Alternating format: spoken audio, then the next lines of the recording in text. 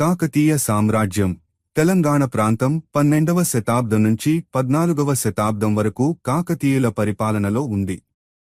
వారిదే గోల్కొండ కోట నిర్మాణం. దోమకొండ కోట.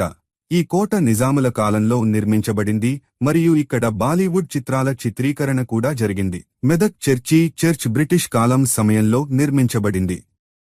1914లో నిర్మాణం ప్రారంభమై 1924లో పూర్తయింది. రెవరెండ్ చార్లెస్ వాకర్ పొస్నెట్ నాయకత్వంలో ఇది నిర్మించబడింది. భద్రాచలం శ్రీరాముడి ఆలయం భద్రాచలంలో ఉంది. ఇది దక్షిణ భారతదేశంలో ప్రసిద్ధి చెందిన ఆలయాలలో ఒకటి. గోల్కొండ వంతెనలు.